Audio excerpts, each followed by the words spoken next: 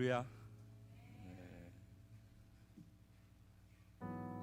저도 여러분 하나님 안에서 사랑하고 섬기겠습니다. 계속해서 앞으로도 쭉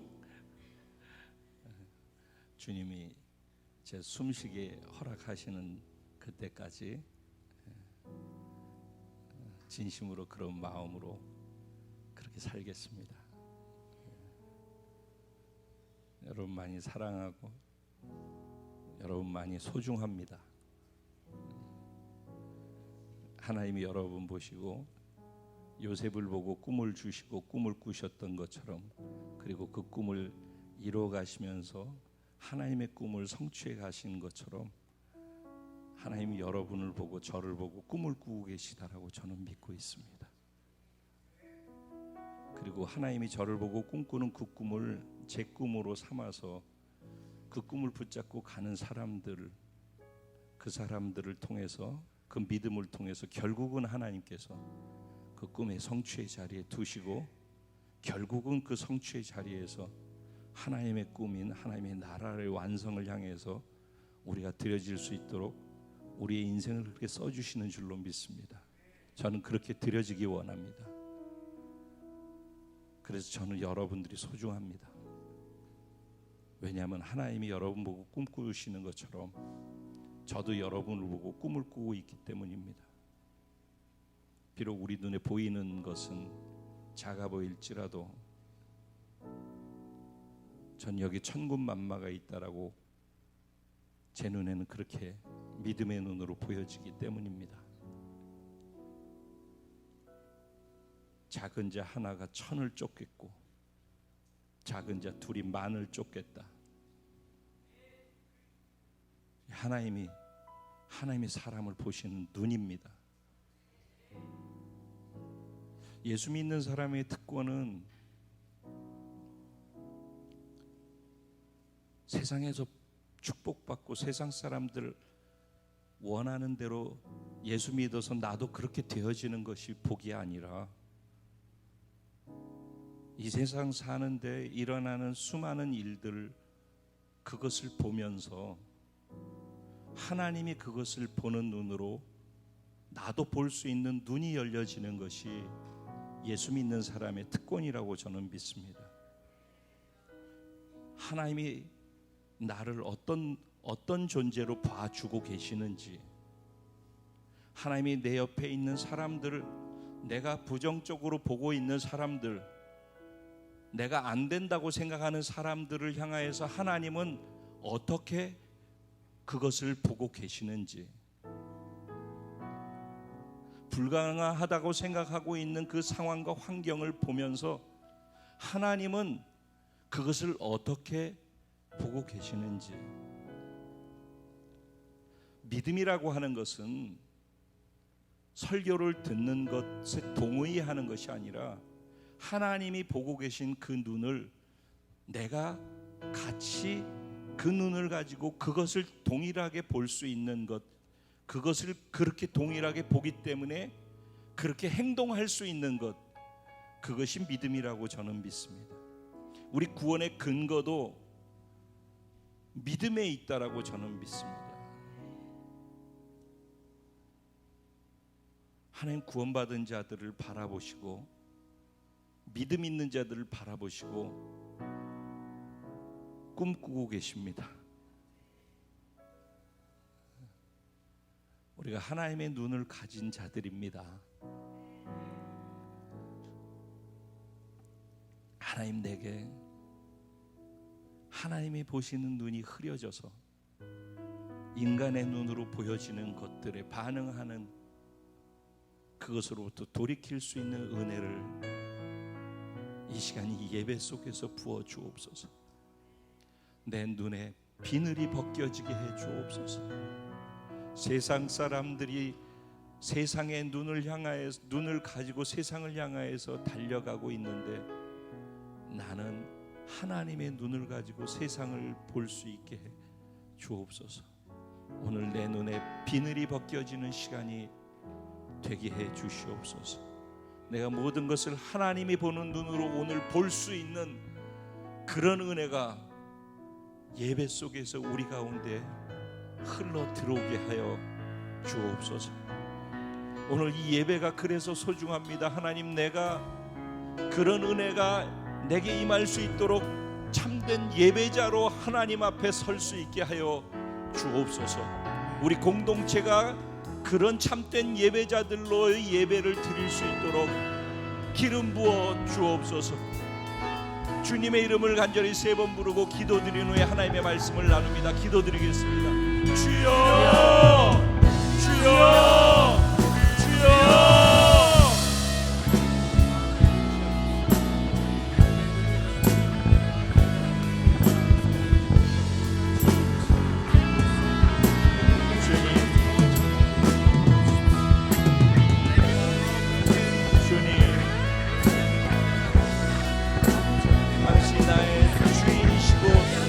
왕이시고 통치자이십니다. 내가 당신 안에 있습니다. 당신께 속해 있습니다.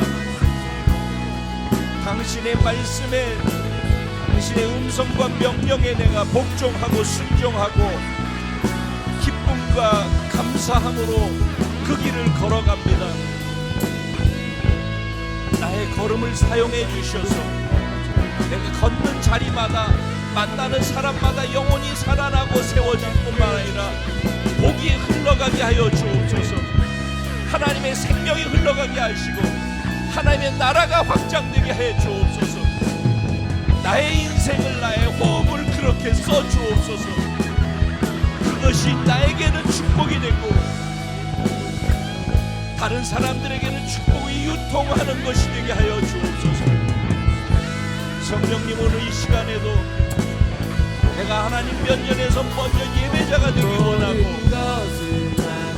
하나님이 이 자리를 기뻐하시면서 토해내시는 하나님의 생명의 말씀을 통해 하나님의 복이 흘러다니게 하시고 하나님의 나라의 임재가 있게 하여 주옵소서. 성령님 임재하여 주옵소서. 성령님 강하게 임재하여 주옵소서.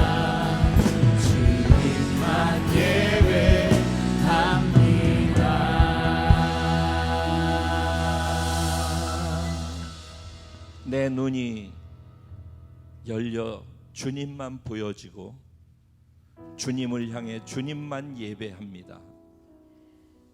지금 많은 것들을 바라보고 영향받았던 모든 줄을 끊어버립니다. 이 시간 하나님을 향합니다.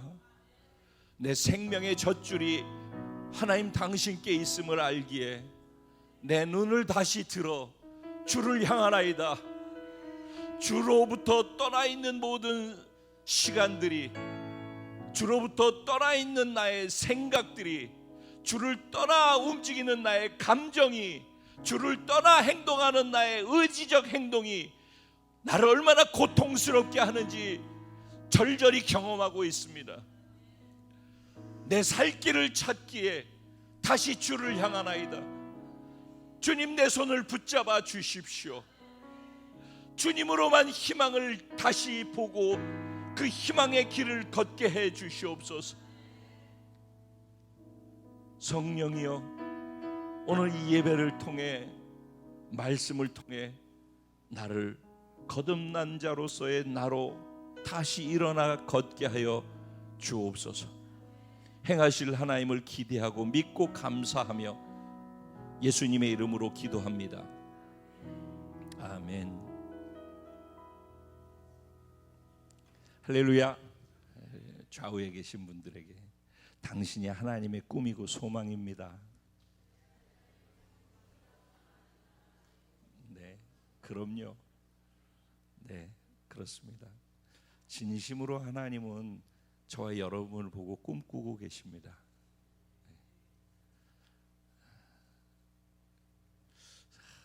설레이지 않습니까?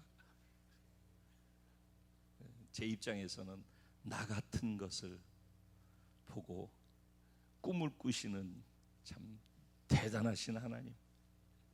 되게 가능성이 있는 걸 보고서 또 뭔가 생각하잖아요.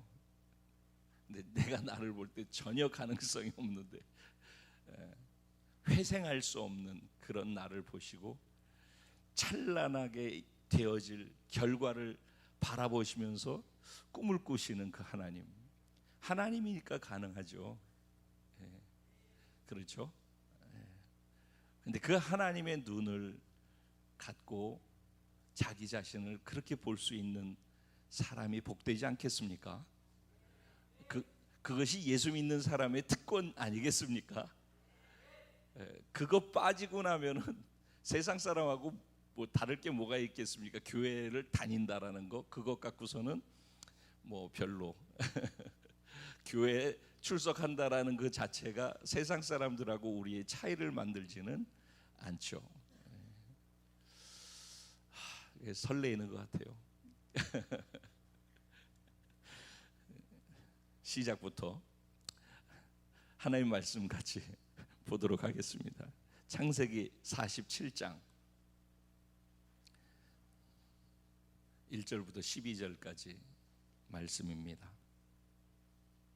제가 한 절, 여러분 한 절 함께 교독하시고 12절 말씀 한 마음 한 뜻으로 합독하도록 그렇게 하겠습니다. 1절 제가 시작합니다. 요셉이 바로에게 가서 고하여 이르되 내 아버지와 내 형들과 그들의 양과 소와 모든 소유가 가나안 땅에서 와서 고센 땅에 있나이다 하고,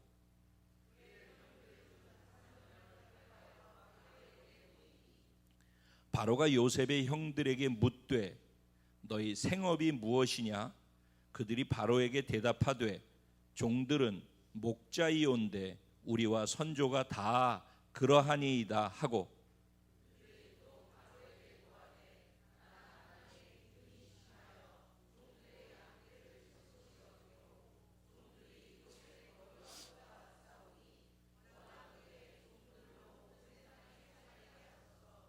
바로가 요셉에게 말하여 이르되 내 아버지와 형들이 내게 왔은즉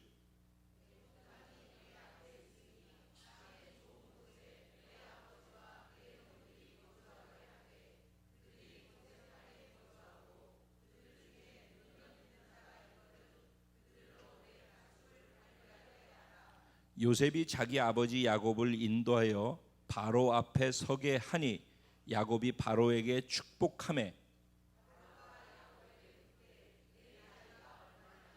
야곱이 바로에게 아뢰되 내 나그네 길의 세월이 130년이니이다. 내 나이가 얼마 못 되니 우리 조상의 나그네 길의 연조에 미치지 못하나 험악한 세월을 보내었나이다 하고,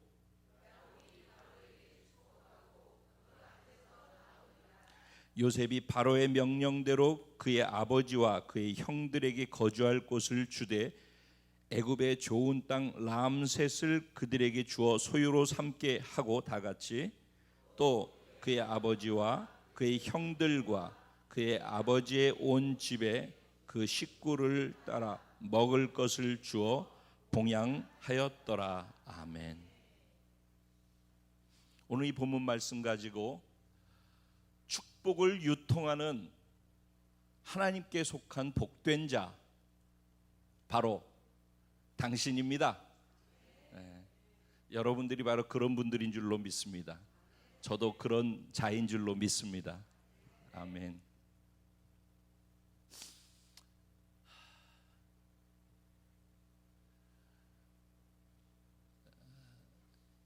우리가 살아가는 삶의 터전이 이 세상입니다.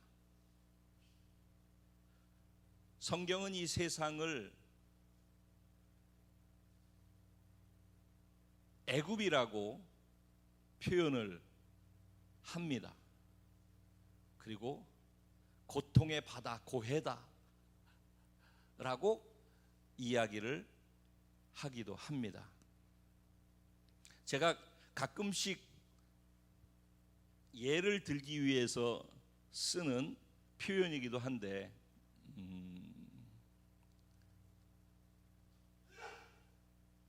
멋진 큰 화려하고 누구나 부러워할 만한 그런 배를 조선소에서 만들고 있어요. 정말 멋있는 배를. 그래서 그 배를 다 만들어 놨어요. 그리고 그 배를 항구에다 정박을 해놨어요. 며칠이 지나도 계속 거기 있어요. 10년이 지났는데도 그 배를 한 번도 안 움직이고 거기 그대로 있어요. 왜 그런가 봤더니 그 배를 만든 사람이 내가 돈이 많다라는 걸 과시하기 위해서, 난 이렇게 큰 배를, 이렇게 멋있는 배, 이렇게 화려한 배를 난 가지고 있어. 그래서 배를 만든 거예요. 근데 배의 목적이 멋있는 배를 만들어서 사람들이 우와 저 배 멋있다, 그걸 관람하게 하기 위해서 배가 만들어지는 것이 아니죠. 배가 만들어진 이유는 물 위로 올라가서 떠다니는 것이죠. 배는 바다 위에 떠다닐 때 배의 존재 가치가 있는 것이죠. 근데 만약에 그 배에 조그마한 흠이 있어서 물이 쫄쫄쫄쫄 샌다고 생각을 해봐요. 그러면은 아무리 화려하고 멋있는 비싼 배일지라도 물이 새고 있는 그 배를, 그 상태를 가지고 바다에 나가서 운행을 할 수가 있겠습니까? 할 수가 없겠죠. 그런 것이에요. 배는 그러니까 바다에 물이 새서 자기에게로 들어오지 않아야지 배이고, 배는 물이 들어오지 않는 상태가 가능하다면은 바다에 떠다녀야지 배의 존재의 가치와 의미가 있는 것이에요. 만약에 그렇지 않다면은 그 배는 빨리 조선소로 들어가서 수리를 해서 새는 곳이 어딘지 그 새는 것을 수리를 해서 고치고 바다로 다시 나갈 수 있도록 정비가 필요하겠죠. 예수 믿는 사람들은 어떤 면에서는 노아 방주 같다고 생각을 해요. 우리의 삶이 어떤 면에서는 배와 같다라는 것이죠. 그래서 우리가 세상으로 나가서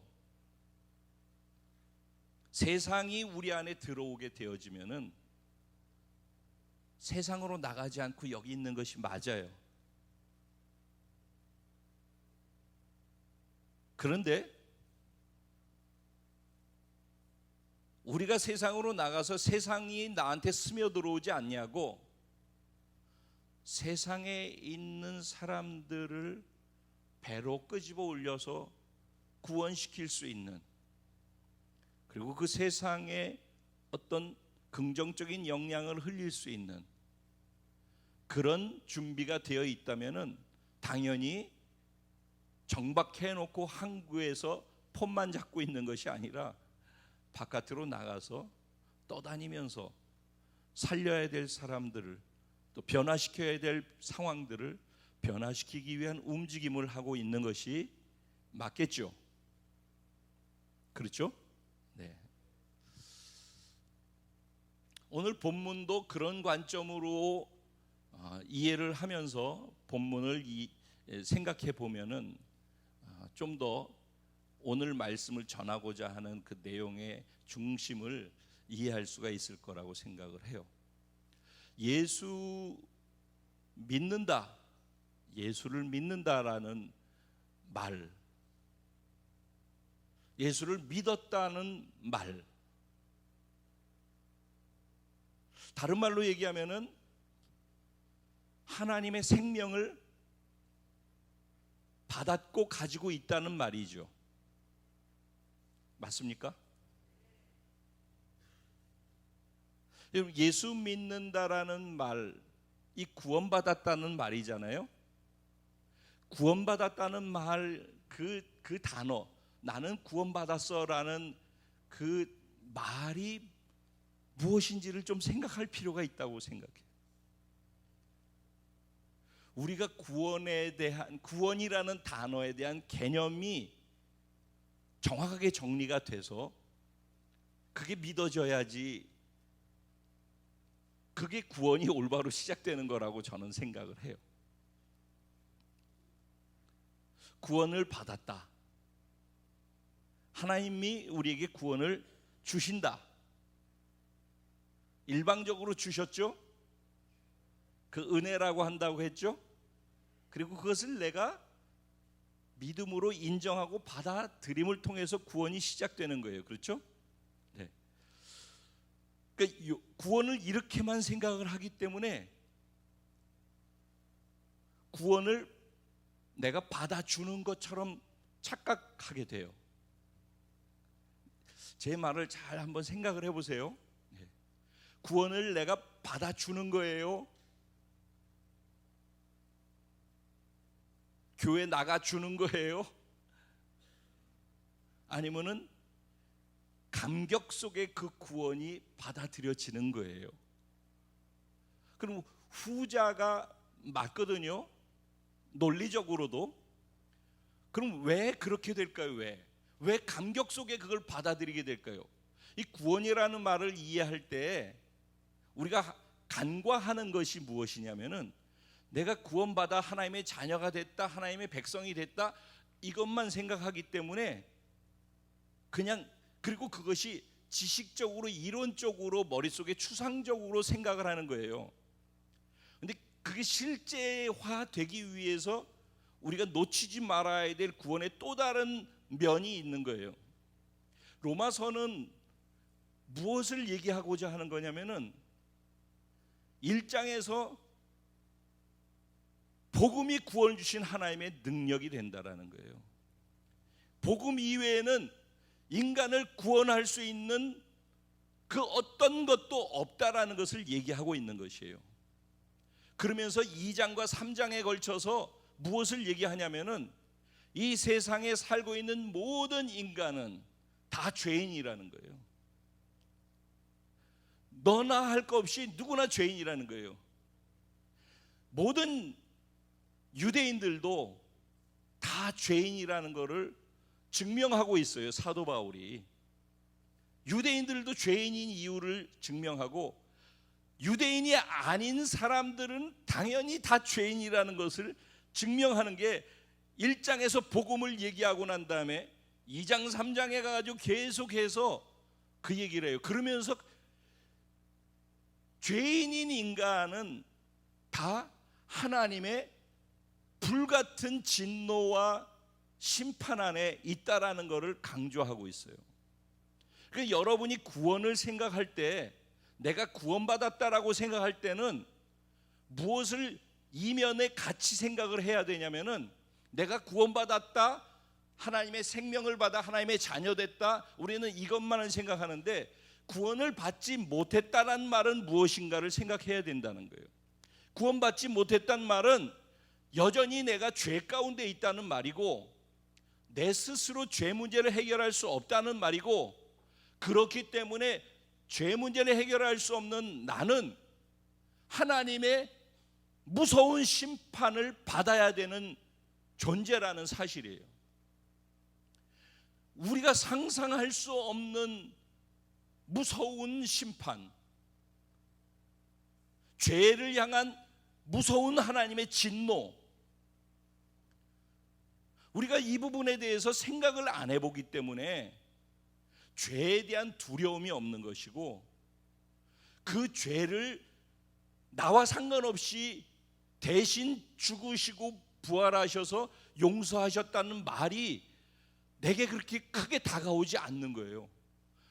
죄의 심판이 어떤 건지를, 그분이 죄에 대한 진노로 쏟아내는 그 심판이 얼마나 무시무시한 것인지를 생각을 안 하는 거예요. 그게 너무 가벼운 거예요.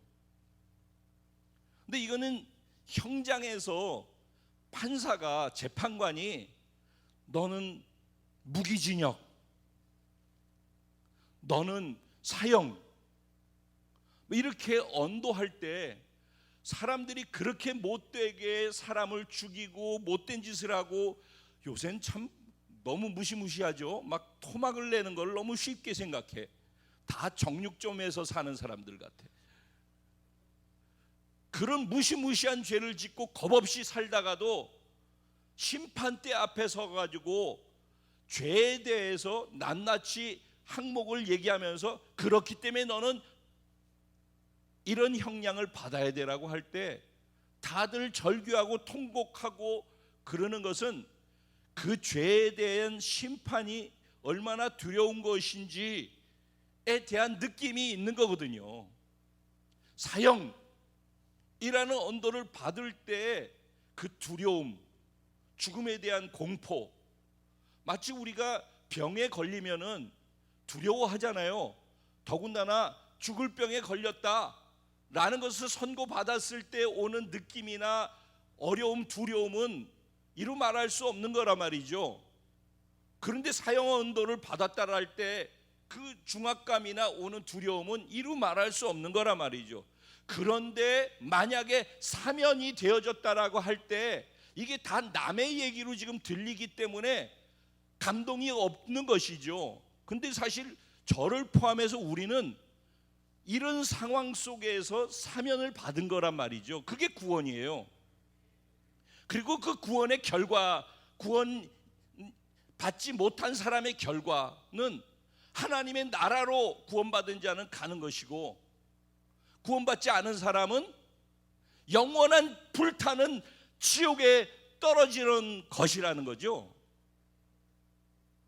그러니까는 구원을 받았다는 말이 구원받지 못한 상태가 어떤 상태인지에 대해서 정확하게 공감이 되지 않기 때문에 구원받았다라는 것이 너무 가볍게 여겨진다라는 것이죠. 그러니까 구원이라고 하는 것은 또 다른 말의 표현으로 보면은 영원한 하나님의 생명을 받았다라는 거예요. 그리고 구원받은 사람들이 세상 사람하고 다른 것, 가장 중요한 것은 하나님의 생명을 받았다라는 데 있는 거예요. 그리고 죽어도 그 생명이 영원하기 때문에, 그리고 그 생명이 하나님의 생명이기 때문에 하나님의 나라 천국으로 간다라는 거예요. 그러니까 구원이라는 말의 의미 안에는 구원받지 못했을 때 어떤 상황인지에 대한 것을 처절하게 알아야지 되고, 구원받았다는 말은 다른 것이 아니라 영원한 하나님의 생명을 받아서 영원한 하나님의 나라에 속한 자로 살다가 그곳으로 가는 것, 그게 구원이에요. 그러니까 하나님이 보는 관점에서의 구원이 이거란 말이죠. 그런데 우리는 그 구원이 예수 믿고선 이 땅에서 잘 되는 것에다 초점이 맞춰져 있어요. 그러니까는 예수 믿고선 잘 된다고 그랬는데 잘 안 풀리는 거죠. 예수 믿고서 기도하면 다 응답된다고 그랬는데 응답이 잘 안 된다라고 느껴지는 거지요.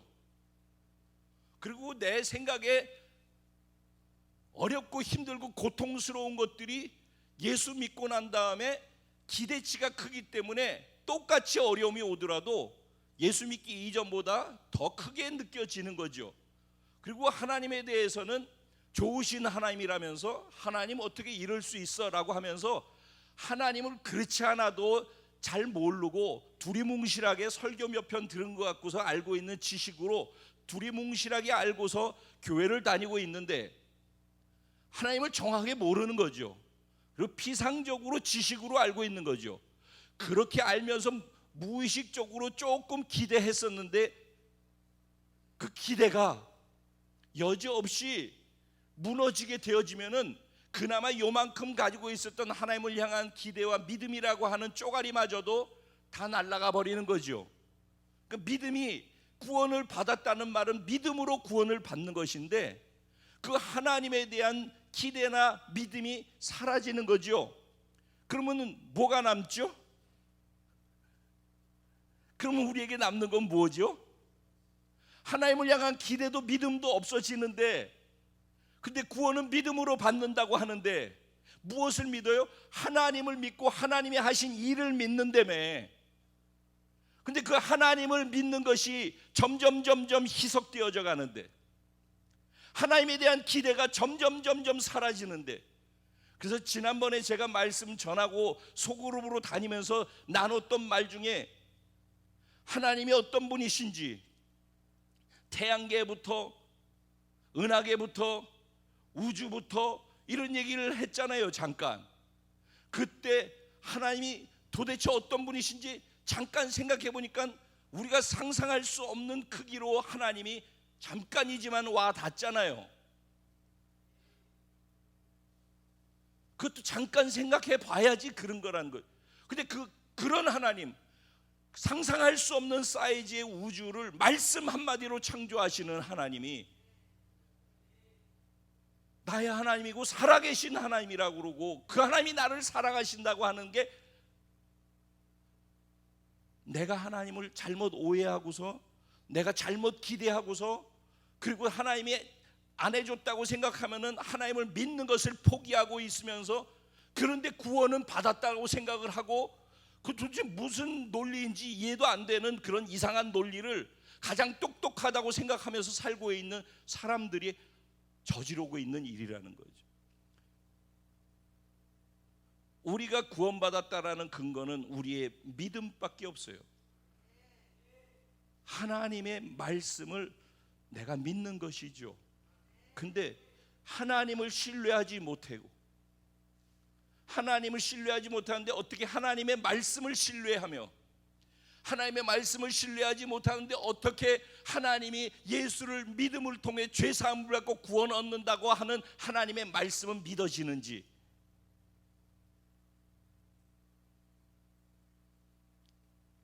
제가 말씀을 전하면서 매번 이렇게 다시 복음이 무엇인지, 구원받았다라는 것을 선택하는 것이 믿음이라면 여기서 이쪽으로 옮겨왔다라는 거, 뭐 이런 얘기를 계속하고, 오늘도 다시 한번 내가 구원받았다는 말이 무엇인지, 얘들아 너희는 어려서부터 이 말을 정확하게 알고서 올바르게 딱 서서 신앙생활 하거라. 머리로 듣지 말고, 머리 커지는 사람이 되지 말고, 하나님을 향해 믿음이 커지는 사람들이 되거라. 그렇게 할 수 있는 그것이 어떻게 가능한지를 오늘 말씀을 통해서 나누려고 해요. 우린 구원받은 사람 맞죠? 예. 구원받은 사람들은 수리를 하기 위해서 조선소에서 수리해서 배가 세상에 떠다닐 수 있는 배가 되기 위해서 수리하는 과정으로서 여기 있을 수 있어요. 하지만 여기에서 나가서 세상으로 나간다면은, 애굽으로 간다면은, 애굽에 가서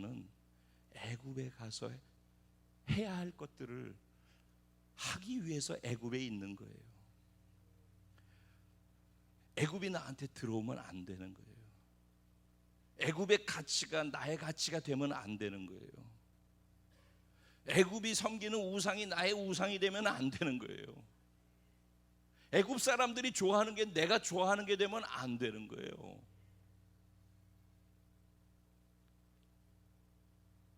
이걸 정확하게 선을 그을 줄 알아야지 돼요. 오늘 본문으로 돌아와서 이 앞에 얘기한 이 내용이 믿음의 조상이라고 하는 야곱과 요셉의 삶 속에서 어떻게 우리가 이해할 수 있는지를 한번 얘기를 해볼게요. 야곱이 쌍둥이로 태어난 거 아시죠? 네. 은우야, 야곱이 형 이름이 누구니? 크게 얘기해봐. 괜찮아. 하서, 아서, 뭐? 크게 해봐. 아서라 이런 거죠. 네. 또 누가 아까 새별이가 도와줄래? 수아가 도와줄래? 에서, 뭐 아서나 에서나 비슷하니까 그래 둘 다 100점이라고 해줄게. 오케이, 고마워. 네. 자, 야곱이가 쌍둥이로 태어났는데 야곱이보다 조금 먼저 한 몇 초 태어났어요. 먼저. 너희는 은우가 먼저 나왔지. 은우가 나오는데 연우가 발 뒤꿈치를 잡고서 쫓아 나온 거야. 너희 둘이 쌍둥이인 것처럼 이렇게 쫓아서 나온 거야. 그때부터 야곱은 뱃속에, 엄마 뱃속에 있을 때부터 형보다 내가 먼저 나가야 되는데 라는 생각을 갖고 있었어요. 그러다 야곱이 삶 속에서 자라다가 어떤 일이 있었냐면은, 야곱은 한 가지 아는 게 있었어요. 아버지의 장남으로 있는 것이 장자의 축복을 받는 것이라는 것, 그리고 장자의 축복을 받는다는 말은 하나님의 복을 내리받게 된다라는 것을 알았어요. 그래서 그거를 받고 싶어서 내가 먼저 나가야 되는데 하고선 붙잡고 나온 거예요. 그랬기 때문에 이제 아버지가 돌아가시기 전에 축복하려고 할 때 장자에게 주려고 하는 축복이 있지 않았겠어요? 그래서 아버지가 축복을 하려고 그러는 그 축복을 누가 가로챘어요? 야곱이 가로챘어요. 그래서 그 축복을 받고 난 다음에 도망자의 신세가 되어졌어요. 그때부터 야곱의 인생은 엄청나게 파란만장한 삶으로 들어가요. 그래서 오늘 본문에도 뭐라고 그래요? 내가 나그네 세월을 보냈는데 130년 동안을 그렇게 살았다고. 그런데 130년 산 것이 내 선조들보다는 훨씬 더 적게 사는 건데 그것이 참 험악한 세월이었다고 이렇게 표현할 정도로 자기가 생각해도 자기가 살아온 삶이 너무 험악해, 진짜 파란만장했어, 그런 고백을 하는 거예요. 근데 야곱이 뭐를 갖고 싶어서, 그래서 무슨 욕심이 있었어요? 장자의 축복을 받고 싶은 거예요. 장자의 축복이 누가 주는 거고 누구로부터 오는 거예요? 하나님으로부터 오는 거죠. 야곱은 하나님이 복의 근원이신 것을 아는 거예요. 그리고 장자에게 하나님께서 그 복을 계승해 주신다라는 것을 아는 거예요. 그 야곱 안에는 뭐가 있었어요? 하나님을 향한, 하나님의 복을 향한 목마름, 갈망, 다른 말로 욕심이 있었단 말이에요. 그 원래 야곱이가 그 복을 받아야 돼요? 못 받아야 돼요? 못 받아야 되잖아요. 근데 야곱이 그 복을 받았어요? 못 받았어요? 네. 원래는 그 복은 누구 거예요? 에서 거예요. 그런데 에서는 그 복을 가지고 있는 사람이었죠. 네. 에서는 그 복을 가지고 있는 사람이었고 야곱은 그 복이 없는 사람이에요.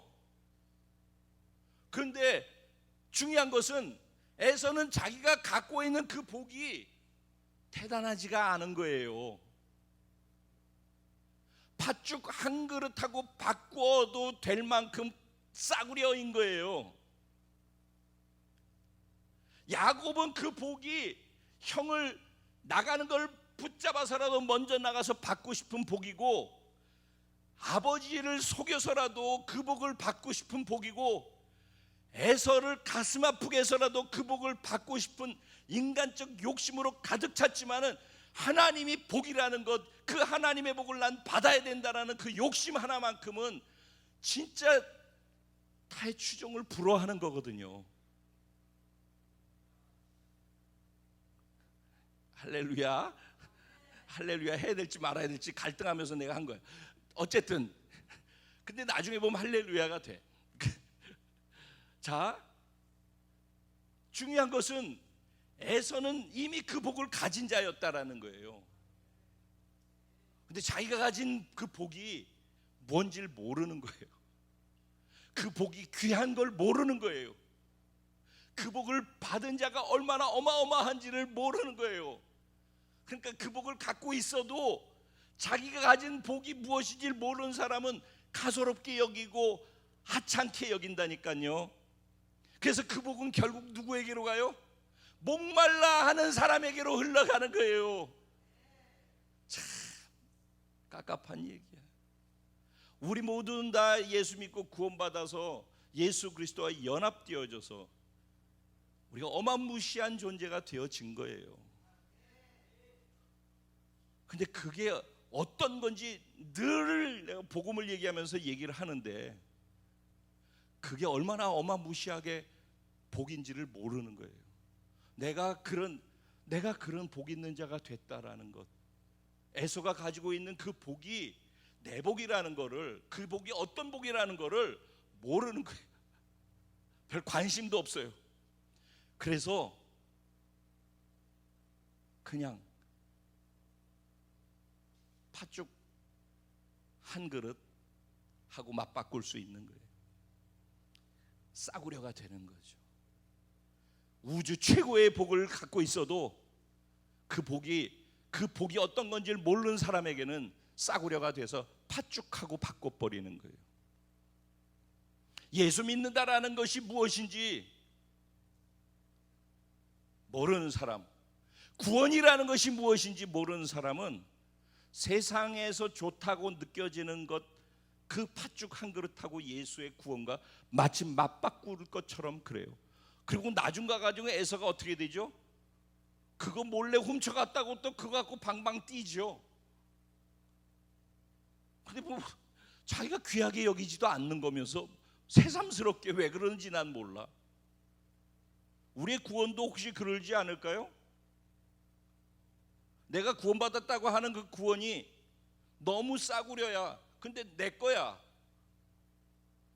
근데 이게 어떤 건지를 몰라. 구원의 감격도 없어. 근데 세상 것이 커 보여.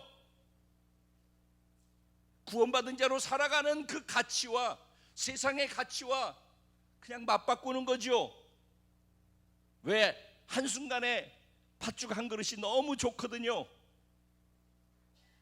그 팥죽 한 그릇과 세상의 가치와 그냥 맞바꾸는 거죠. 그러고 난 다음에 나중에 뒤돌아서 가지고 나중에 후회하죠. 안타까워하죠. 아버지,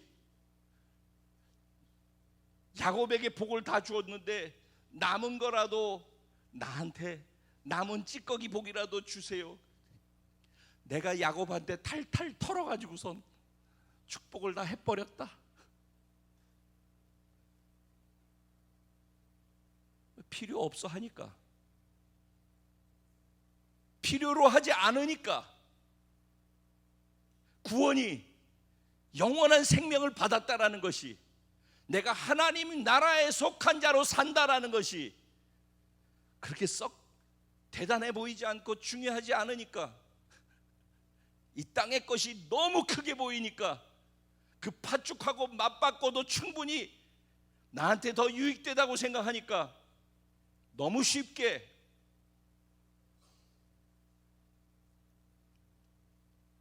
그게. 그럼 이제 에서의 입장이 그래요. 그 야곱의 입장은 어떠죠? 야곱의 입장. 야곱은 그렇게 약삭 빠르고 교활하게 세상 욕심 같아 보이는 그 욕심으로 하나님의 복을 갈망했어요. 그러죠? 이게 좋은 거예요, 나쁜 거예요? 자, 이제 결말에 가서는 좋은 거예요. 근데 시작에 있어서는 이게 참 모양새가 좀 그래요. 모양새가. 그런데 한 가지 중요한 것은 하나님이 나의 복이다. 하나님 이외에 난 복이 없다. 하나님이 주시는 것으로 하나님으로부터 오는 것만이 진짜 나에게 복이다. 그거를 정말로 간절하게 사모했어요. 근데 그는 다루어져야 할 게 많았어요. 자, 이제부터는 구분이 되어집니다. 자, 에서는 그래서 족보에서부터 멀어지죠. 구속사라고 하는, 하나님께서 성경을 기록해 놓은 것은 우리한테 뭐 여러 가지 많은 얘기를 하고 있지만은 하나님이 인간을 사랑하신다라는 거예요. 그래서 에덴 동산에서 인간을 사랑하셔서 다 필요한 걸 만들어 놓고 인간을 만드셨다라는 거예요. 그런데 인간이 죄를 짓고 하나님의 사랑으로부터 떨어져 나갔다라는 거예요.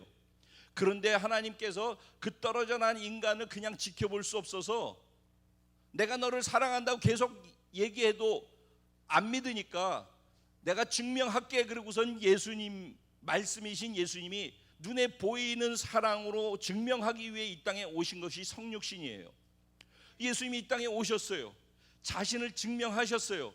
그래서 그 사랑을 받아들이는 자가 예수 그리스도를 통해서 하나님의 생명, 사랑을 자기 안에 담고 살아갈 수 있는 존재가 된 거예요. 이걸 구원이라고 하는 거죠. 네.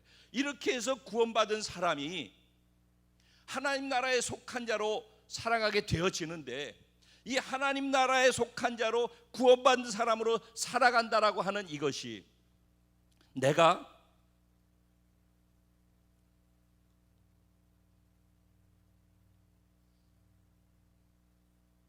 세상에 속해서 내가 세상의 것을 추구하고 가는 것으로 살면서 하나님 나라에 속한 자라고 얘기하는 것을 통해서 내가 하나님을 선택했다는 것을 증명할 수 있겠냐고요.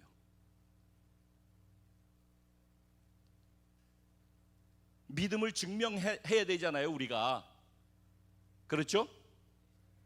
그러면은 내가 하나님께 속한 자로서, 하나님의 생명과 하나님의 나라에 속한 자로서 여기 이제 사는 자가 됐는데,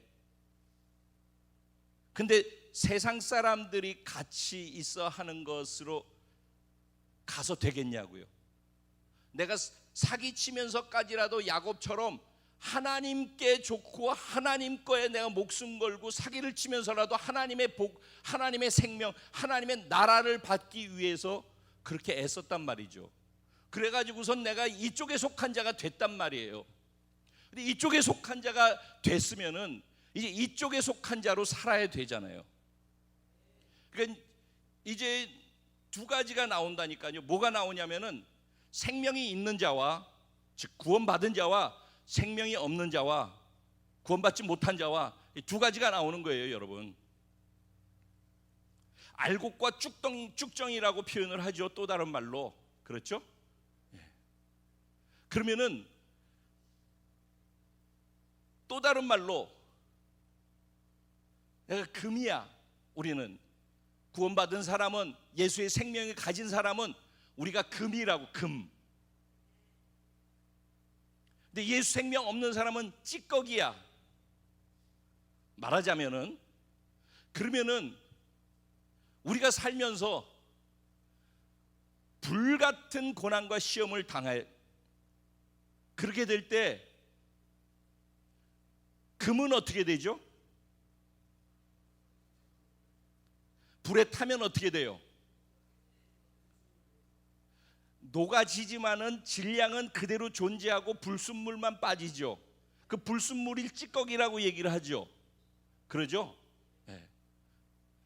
그러니까는 우리 안에 생명이 있는 게 맞다면은 고난의 불을 통과하게 될 때 금만 남아요.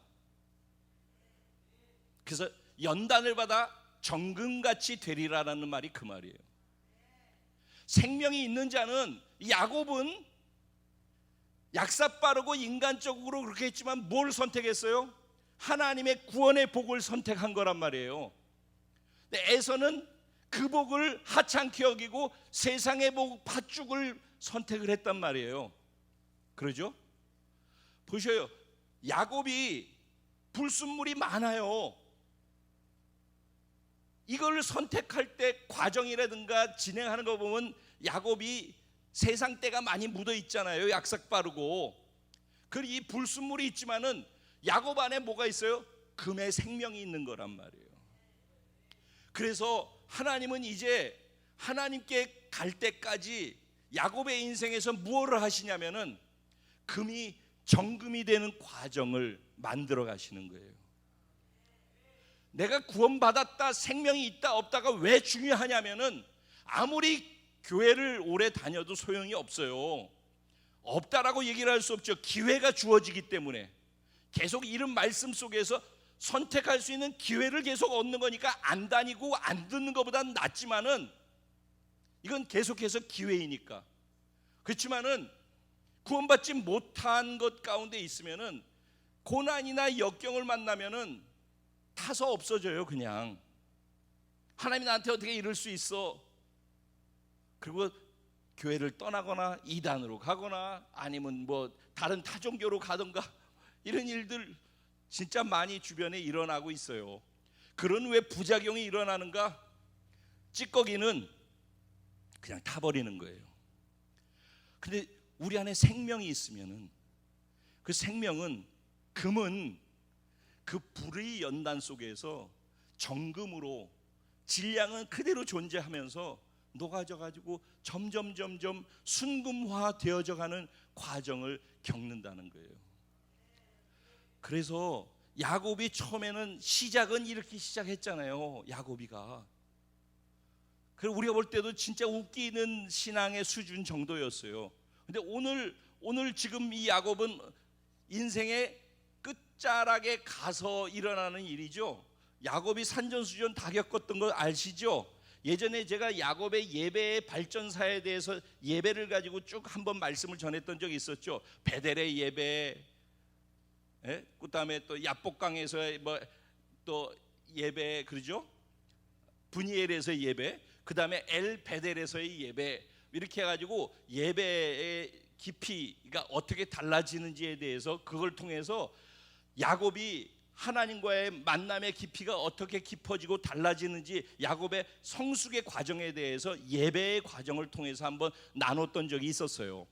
그러니까 야곱의 인생 속에는 성숙으로 가는 과정이 있었단 말이에요. 성숙으로 가는 과정이. 그리고 지금 이때는 야곱이 130세라고 얘기를 했죠. 야곱이 언제 죽냐면 147세에 죽어요. 147세에 죽는데, 그러니까는 요셉으로 말미암아서 애굽에 들어가서 고센 땅에서 17년 살다가 죽어요. 그러니까 147년 중에서 17년 뒤에 남겨놓고서 살아왔던 삶 속에서 겪었던 수많은 험악한 세월이라고 자기 스스로 표현할 수밖에 없는 파란만장한 세월을 통하여서 야곱이 빚어진 거예요. 예전에 야곱 같으면 지금 이 똑같은 상황 속에서 과연 이렇게 할 수 있었을까요? 자, 어떤 일을 했죠? 보셔요. 바로는 누구예요? 바로 애굽의 왕이고 황제라고 하는 거죠. 그러죠? 저도 옛날엔 그랬어요. 바로가 왕의 이름인 줄 알았어요. 왕의 이름이 아닌 거 아시죠? 그냥 대를 이어서 애굽의 왕이 되면 그거를 바로라고 칭하는 거예요. 아시겠죠? 네. 그래서 애굽의 황제 같은 황제죠, 황제. 제국의 황제 말하자면은. 그러니까 그거는 다 가진 거예요. 모든 것을 다 가졌어요. 거기다가 그 당시 풍년이 들어가지고 뭐 어마어마하게 잘 살고 있는 그 상황이었잖아요. 그러죠? 네. 그리고 모든 것을 정복하고 있는 나라예요. 야곱은 어떻죠? 자기 집안 가족이 자기까지 해가지고 70명이라고 얘기를 했어요. 70명 자기 가족 부족 안에서 부족장이에요. 그런데 가나안 땅에 살면서 유랑을 하고 방목을 하고 목축을 하고 그러면서 떠돌이 삶을 사는 거예요. 텐트 치고 천막 치고 그리고 목축하다가 또 불 뜯으러 가고, 또 사막이니까 마실 물 없으면은 또 다른 우물 찾아가고, 그게 야곱의 삶이었어요. 그런데 그나마 자기의 삶의 근거가 되어지는 가나안 땅 그 자리에서 가뭄과 기근이 들어서 먹을 게 아무것도 없었어요. 돈을 가지고 있어도 먹을 걸 구할 수가 없었어요. 그러니까 쫄쫄 굶고 거의 거지가 다 된 그런 상황 속에서 애굽으로 왔어요.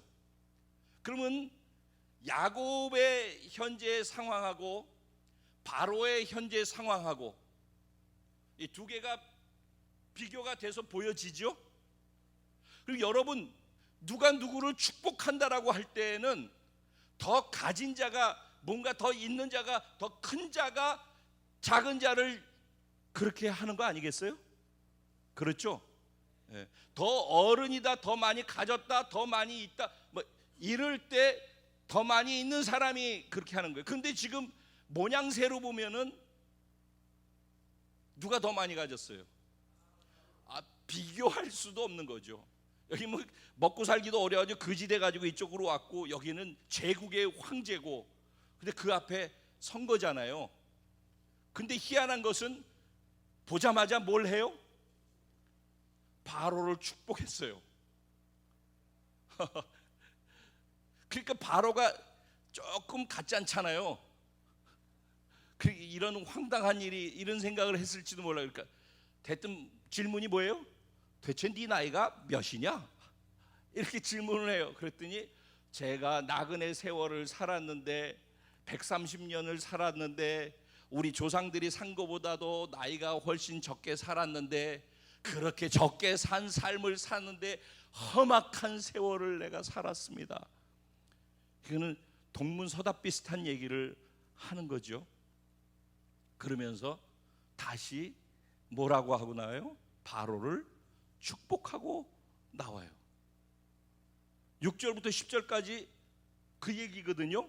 그게 결국은 뭐에 두 번 축복한 거예요. 두 번. 누가? 축복을 할 수 있는 입장이 안 되어 보이는 야곱이 축복할 입장 속에 있는 바로를 축복했어요.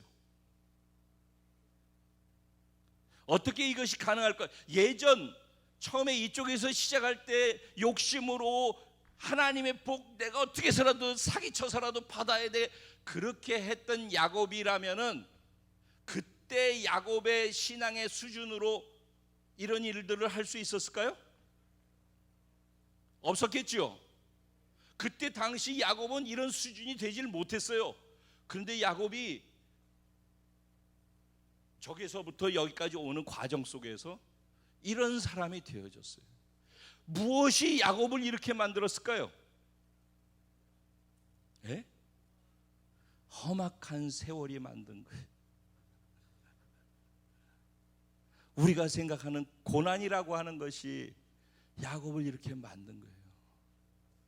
그런데 중요한 것은 뭐냐면은 하나님의 생명이 있는 자가 받는 고난은 반드시 그 사람이 하나님 안에서 하나님을 더 많이 더 깊이 알아감으로 더 하나님 안에서 깊이 반응할 수 있는 성숙으로 자라가게 돼요. 이것이 하나님의 생명을 가진 하나님께 속한 자와 하나님의 생명 같지 아니하고 껍질만 갖고 살아가는 사람의 차이란 말이에요. 어려운 일을 만날수록 하나님의 생명이 있는 사람은 그 어려움 속에서 하나님을 더 깊이 경험하게 되어져요. 그래서 그것이 그 어려움이 더 믿음에 자라가는 성숙의 기회로 그를 자꾸 자라가게 만드는 거예요. 그래서 결국은 우리는 존재적으로 어마무시한 존재가 된 거예요. 구원받았다는 말은. 그런데 이것이 싸구려가 되어서는 안 되는 거예요. 언제나 이 구원의 양면성, 구원받지 못했단 말이 얼마나 어마무시한 두려운 것인지를 매 순간순간 우리가 알아야지 구원의 감격도 있고 은혜도 있고, 그래야지 세상에 아닌 내 주변에 가족들 중에서 내가 아직 전도하지 못한 사람, 더군다나 지금 병상에 누워있는 연세 드신 분들, 저희 어머님 같은 경우 저희 또래들이 지금 다 그런 상황이잖아요. 아니 그거를 두고선 아직 살아서 숨쉬고 의식이 있다면은 복음을 전할 기회로 둬야지. 그러니까 구원을 뭔지 모르니까 그런 거라고 난 생각을 해. 진심으로. 구원을 받지 못했단 말이 얼마나 무서운 것인지를 모르기 때문에 그냥 두는 거지. 그걸 진짜로 안다면은 구원의 양면성 안에 두려움, 진노를 향한 하나님의 심판의 두려움, 그 다음에 불지옥으로 떨어지는 그 두려움을 진짜로 구원을 믿는 것처럼 이것을 믿는다면은 어떻게 그걸 가만히 내비두냐고. 그러니까 구원이 너무 아무것도 아닌 거, 그냥 교회를 다니는 게 구원인 줄 알아. 구원이 그런 게 아니라니까. 구원은 어마무시한 거라니까. 그리고 그 구원은 단지 진노에서 벗어나는 게 아니라 우리의 존재를 완전히 바꿔놓는 거잖아요. 보배롭고 존귀하다며 하나님이 보시는 만큼, 하나님의 존귀한 만큼 우리를 존귀하다라고 인정하시는 거란 말이에요. 우리가 하나님의 거룩하심처럼 우리가 거룩하다고 선언하시는 거란 말이에요. 그리고 어떤 상황 속에서도 하나님이 나를 향한 사랑, 나를 칭찬하고 인정하는 것은 사라지지 않는다는 말이란 말이에요. 누가 뭐라 하더라도, 세상 사람이 뭐라 하고 비교할지라도 내가 최고로 멋있고 이쁘다니까, 내가 최고 걸작품이라니까, 이거를 믿어야 될 거 아니냐고. 구원이라는 것은 존재의 변화를 선언하는 것을 받아들이는 것이고, 내가 그분의 생명을 가져서 존재가 바뀌었다면 이것을 믿는 거 아니냐고. 근데 왜 아무것도 없는 사람처럼 마치 팥죽 한 그릇에 자기 장자의 복을 팔아버리는 것처럼 왜 그렇게 가볍게 싸구려로 여기냐고요. 그리고 이 구원이 그렇게 어마무시하다는 걸 안다면은, 구원받지 못한 사람이 얼마나 어마무시하게 두려움 속에 있는지를 안다면은 어떻게 영혼을 구원하기 위해서 할 수 있는 것들을 멈출 수가 있겠냐고요.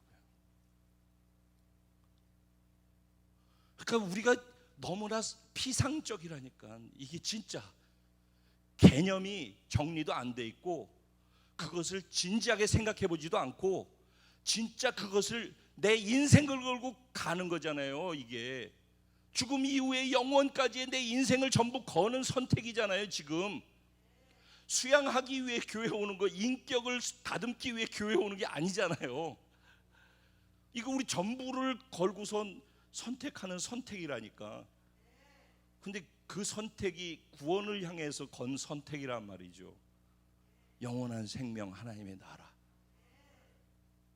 거기에 전부를 걸고서 그 가치에 올인하는 거란 말이에요. 올인.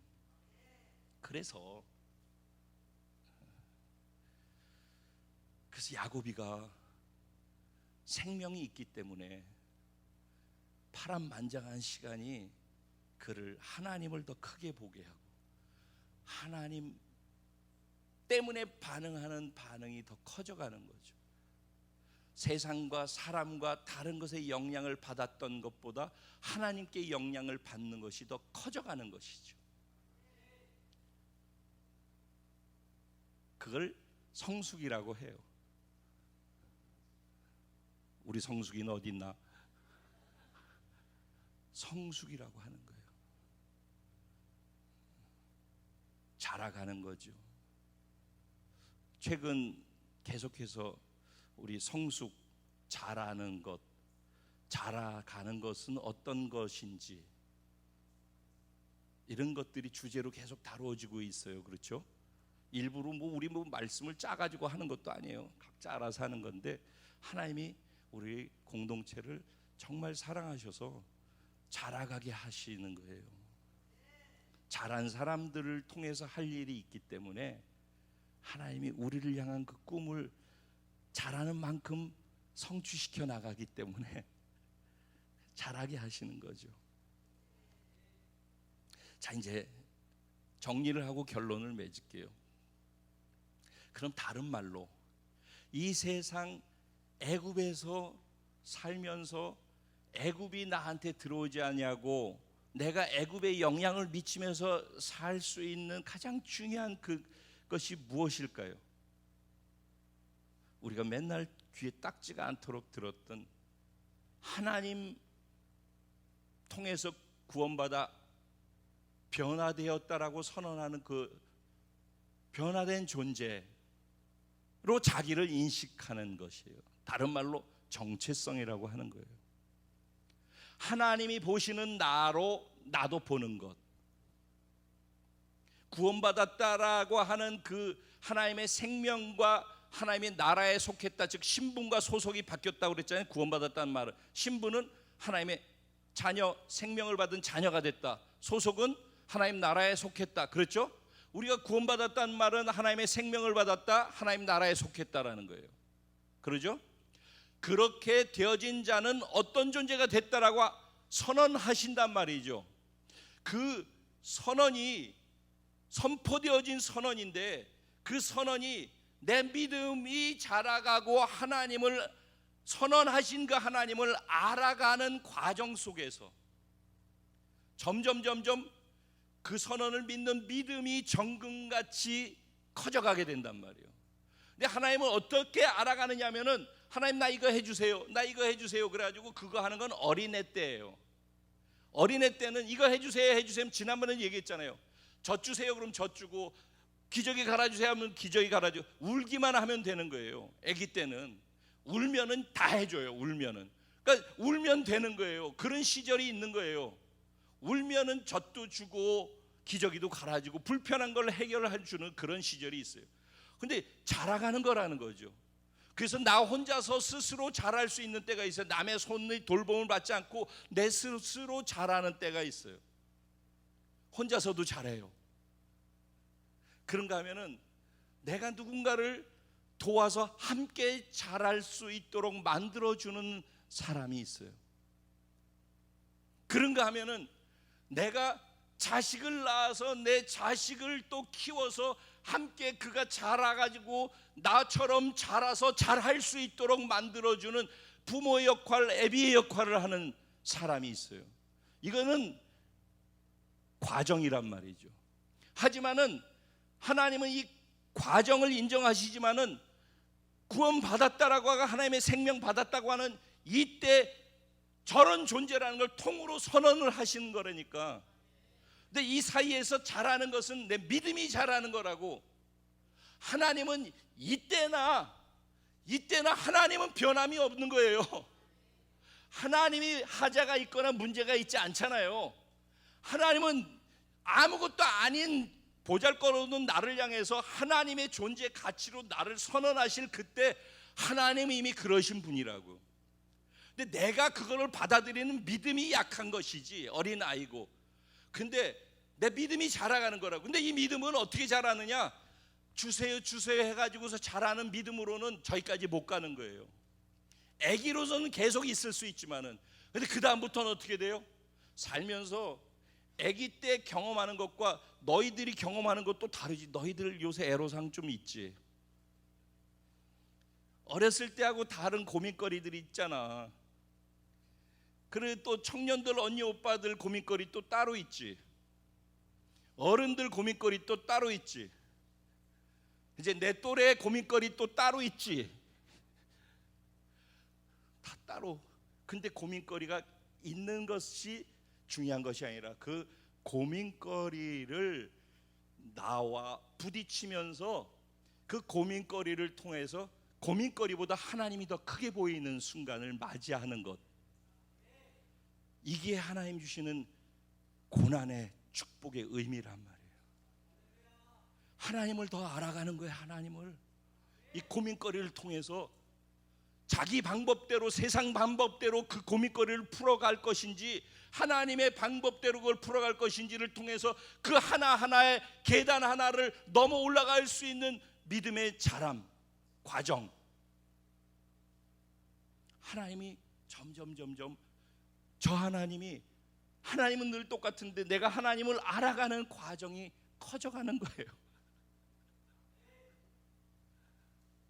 하나님 그러니까 저기 있을 때나 여기 있을 때나 똑같이 사랑하시지만은 저기 있는 자가 여기 있는 자로 하나님의 꿈을 이루는 자리에 있기를 위해서 얼마나 이 기간이 단축되어져서 그렇게 살아가기를 바라실까?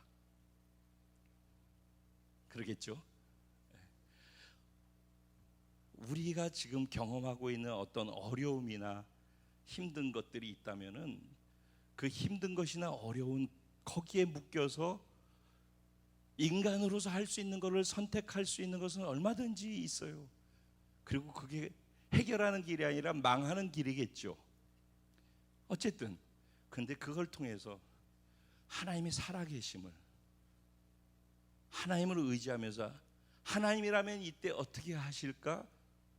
하나님의 뜻을 내 믿음으로 이루어 가드리는 그 선택의 걸음을 한 걸음 한 걸음 해나갈 수 있는 것, 그 선택이 점점 영역이 확장되어져 가는 것.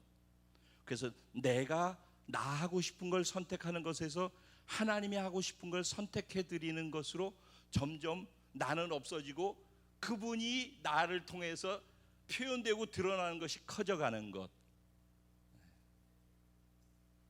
이게 존재로 선언되어진 그런 정체성에서 경험되어진 정체성까지 자라가는 과정이라는 거죠. 그래서 내 믿음이 자란 만큼 결국 하나님께서 나를 축복을 유통하는 자로 쓰시는 거예요. 첫째는 하나님께 내가 속한 자인가? 둘째로 하나님에 속해 하나님의 생명이 있다면은 고난이나 어려움이나 상황들을 내 식으로 풀지 않고 반드시 하나님을 붙잡고 그 불의 연단의 과정들을 통과하겠죠. 그래서 찌꺼기는 오히려 다 불타서 사라지고 금만 남겠죠. 그것이 반복되다 보면 정금이 되어지겠죠. 그리고 정금으로서 하나님이 뭘 원하시는지 알고 그것을 하겠죠. 하나님 바로를 축복하기 원했죠. 그래서 야곱을 통해서 바로를 축복하는 거죠. 하나님 바로를 축복하기 원했죠. 그래서 요셉을 통해서 바로를 축복하는 것이죠. 지금 야곱의 얘기를 했지만은 결론입니다. 요셉도 똑같은 과정을 겪지 않았습니까? 지난번 얘기를 들어보면은 요셉도 마찬가지였죠. 꿈을 꾸었죠. 꿈 때문에 고난을 받았죠. 그래서 노예로 팔려갔죠. 그리고 또 옥살이를 했죠. 그리고 또 배신을 당했죠. 그리고 꿈을 꾸고 꿈을 해결해 줄 수 있게 되어지고 마지막에 자기가 꿈꿨던 자리 총리가 되어졌죠. 이 총리가 된 목적이 뭐예요? 애굽을 축복하라는 것이에요.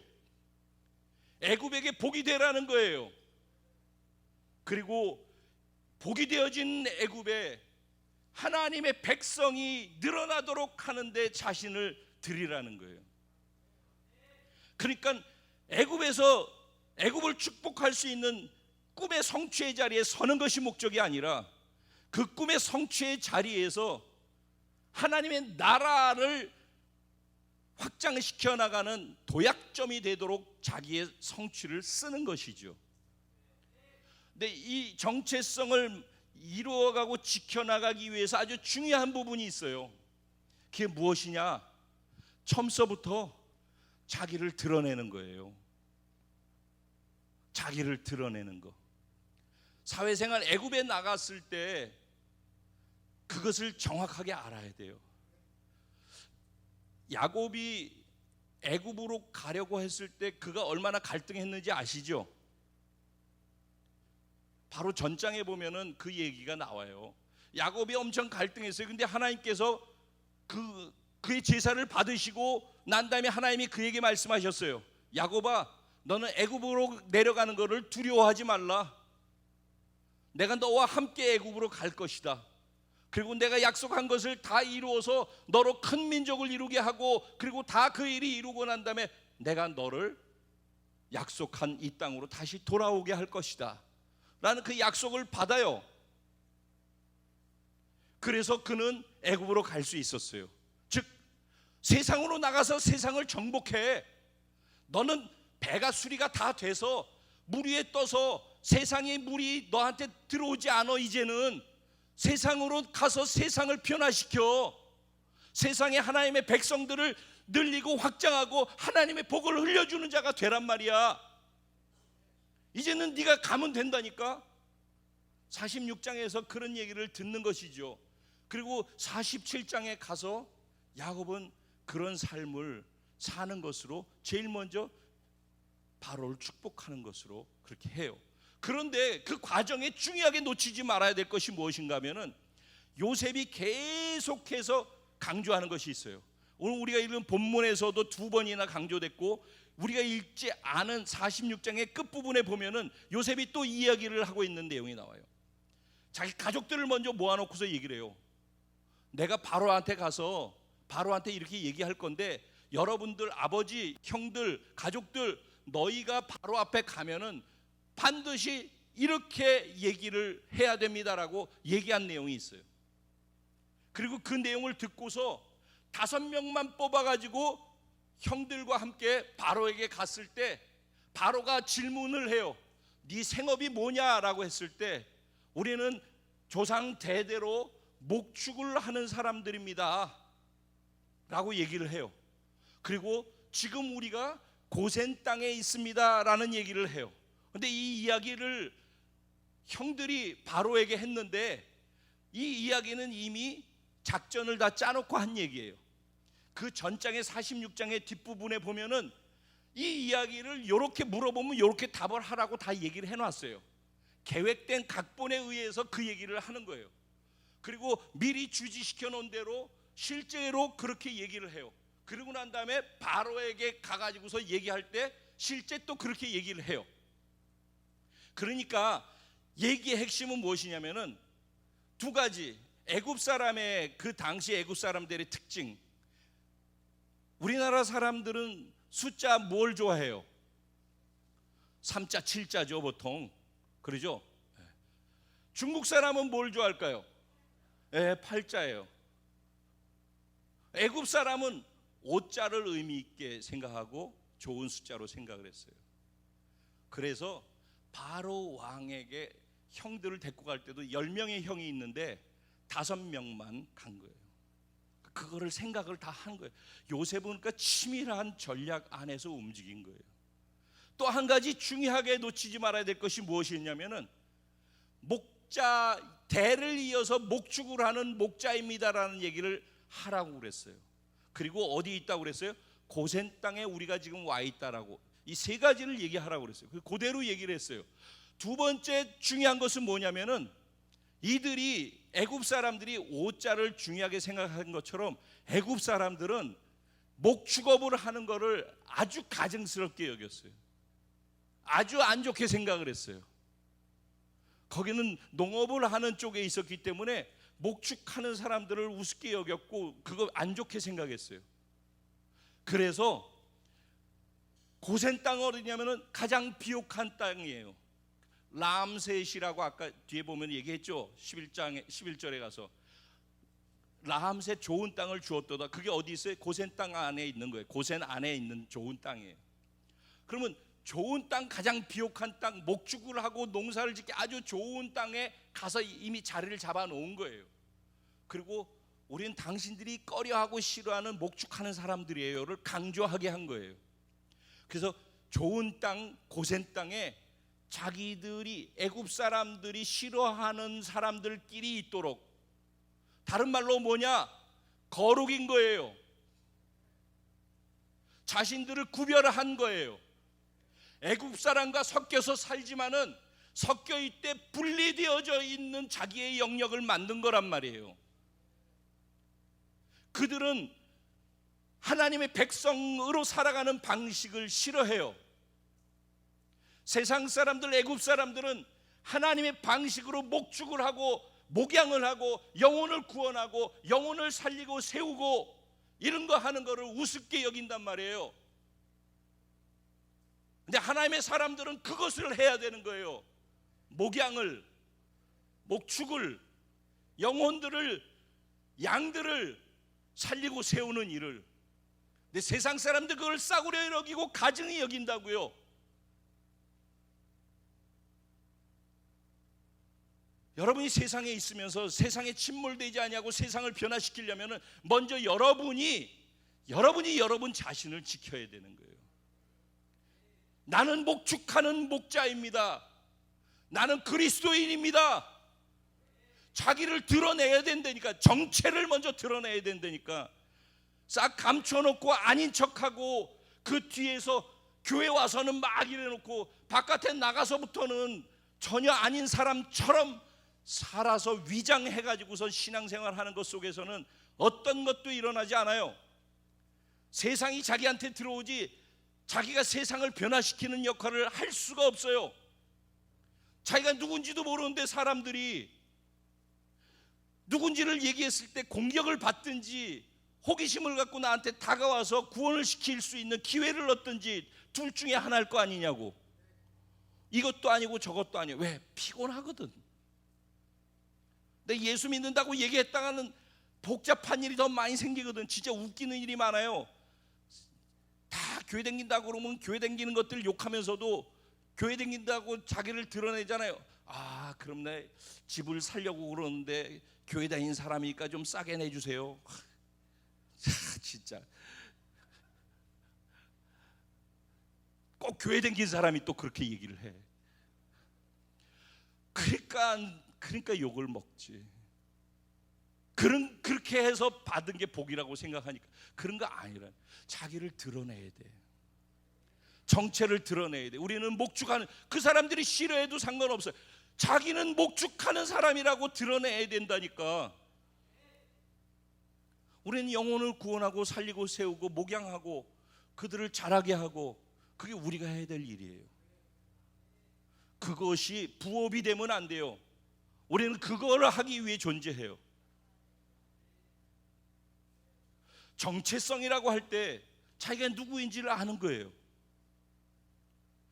나는 하나님 안에 있는 자야. 하나님께 속한 자야. 나는 이런 존재로 구원받았고 이런 존재로 생명을 가지고 난 이런 존재가 됐어. 그렇다면 그거를 사람들 앞에서 드러내야 되고, 그렇게 말한 가치를 향해서 살아야죠. 그 가치를 향해서 하나님이 복이라고 생각하고 살았던 그 삶이 고난 속에 살았지만은 정금같이 나오는 험한 세월이 정금을 만들었다고 얘기를 하는 거예요. 그래서 내가 너를 축복할 수 있는 그런 존재로 나를 인식할 수 있게 되어졌다라는 거예요. 우리는 내 앞에 선 사람이 놀랍게 사람들한테 인정받고 높아져 있는 사람이면은, 내가 초라하고 아무것도 없는 사람 같으면 기가 죽어가지고 아무것도 못해요. 절절매고 자기로 자기를 보는 거죠. 하나님이 보시는 나로 자기를 못 보는 거예요. 눈에 비늘이 껴가지고서. 근데 하나님은 계속 나를 향하여서 내가 구원한 너, 내 생명을 가진 넌 이런 존재라니까 라고 계속 선포하시는 것이죠. 복음을 통해서. 그 비늘이 벗겨져서 나의 위대함을, 내 안에 있는 권위와 권세와 권능이 하나님으로부터 내게 와 있음을 믿어야 하는 거예요. 그게 최고로 크게 보여야 되는 거예요. 세상에 커 보이는 팥죽들보다 이게 더 큰 것이 돼야 하는 것이에요. 그걸 믿음이라고 하는 거예요.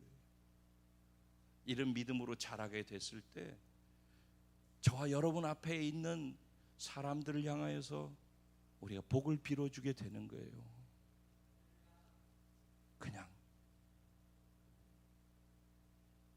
그래서 영혼을 살리고 세우는, 물 위에 떠다니면서 살려달라고 허우적거리고 있는, 그리고 원인이 무엇인지도 모르고 세상에서 떠다니고 있는 사람들을 향하여서 방주 위로 건져 올려내는 그런 배의 역할을 우리가 하는 거예요.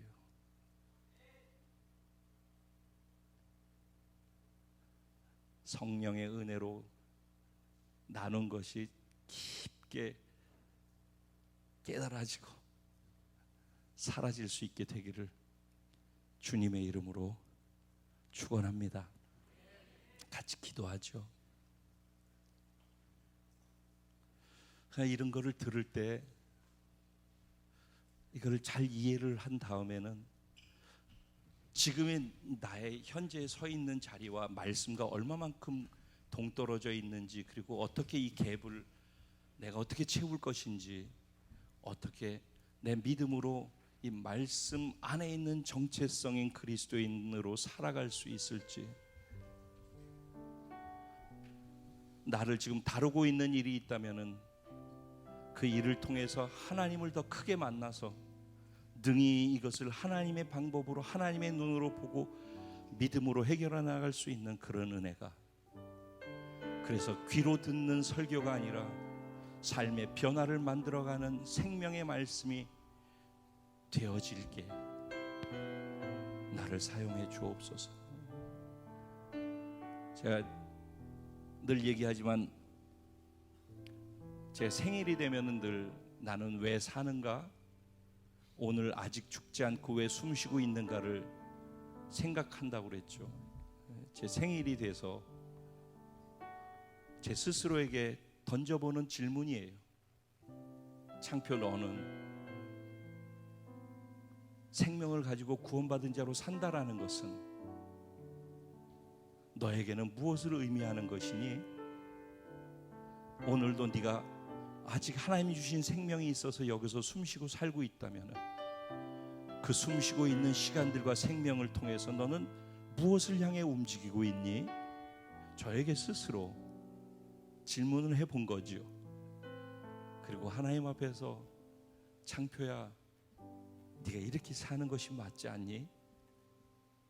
오늘 이후엔 너의 삶을 또 이것을 향해서 달려가야 되지 않겠니? 라고 제 스스로 하나님이 제게 주신 말씀으로 저에게 제가 사는 이유, 살아가는 방식에 대해서 스스로에게 말씀을 한 거예요. 그것이 여러분들에게도 동일한 은혜가 되기를 소원합니다. 그럼 마음으로 하나님께 나아가셔요. 같이 기도하시죠. 기도드리겠습니다.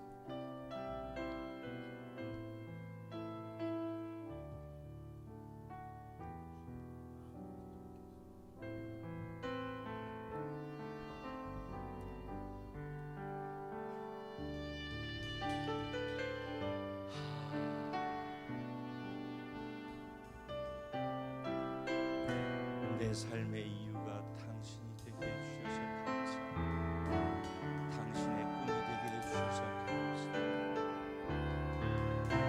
늘 연약하고 부족하고 나 자신을 보면은 절망스러운 것밖에 보이지 않지만, 그런 나를 향하여서 내가 예수를 선택했다라는 그 이유 하나만으로, 예수의 생명이 있고 구원받은 하나님의 자녀라는 그 이유 하나만으로 이제 너는 이런 존재가 되었다라고 선포해 주시는 그 복음의 선언이 내게 울림이 돼서 믿음으로 받아들여지는 그 믿음을 통해서 내가 무엇을 어떻게 하며 살아야 할지를 알게 해주시니 감사합니다. 아직도 연약하고 아직도 부족하고 그러지만은 어떻게 무엇을 향해서 살아야 하고 가야 될지를 좀 더 다시 한번 명확하게 생각해 봅니다. 하나님, 오늘 이 말씀이 우리를 향한 하나님의 관심과 사랑이고, 하나님이 우리를 향해 꿈꾸는 꿈이 아직도 똑같이 사라지지 않고 불타고 있음을 우리에게 증명하신 하나님의 마음인 것을 압니다. 하나님이 하나님의 마음에 내가 나의 마음으로 반응할 수 있게 해주십시오. 하나님이 나를 향해 꿈꾸는 그 꿈을 나도 나의 꿈으로 받아들이게 해주시고, 나도 그 꿈을 이루기 위해서 내 삶을 살아갈 수 있게 해주십시오. 나의 믿음이 자라게 해주옵소서.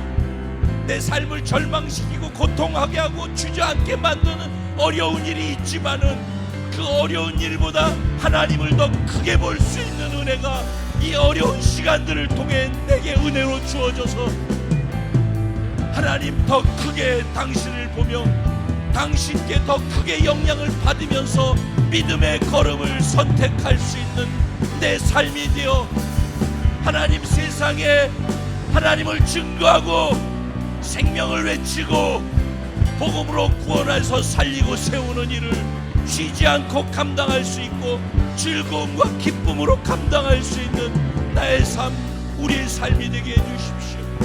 하나님의 궁극적 관심은 그렇게 우리가 한 사람 한 사람이 자라서 결국은 그런 건강한 공동체가 되어서 하나님의 나라의 완성을 꿈꾸는 공동체,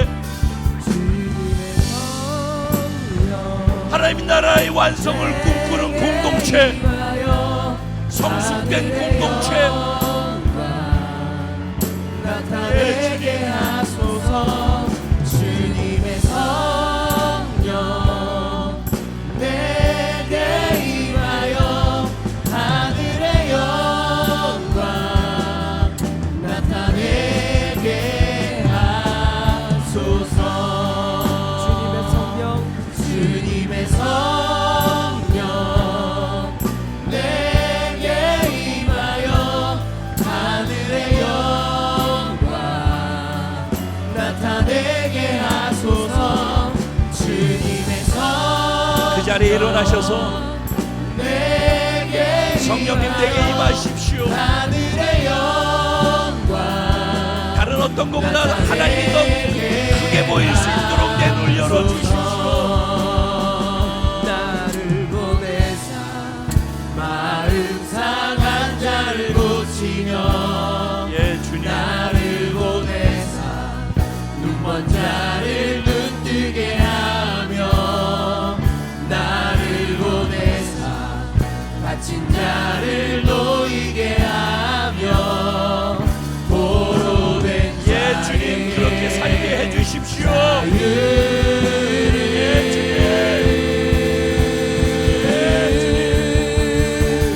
주님의 성령 우리에게 강하게 임하십시오. 하늘의 영광 나타내게 하소서. 주님의 성령 내게 임하여 하늘의 영광 나타내게 하소서. 주님의 성령 내게 임하여 하늘의 영광 나타내게 하소서. 주님의 성령 내게 임하여 하늘의 영광 나타내게 하소서. 우리 각자 자기 머리에 두 손을 얹어 주시기 바랍니다.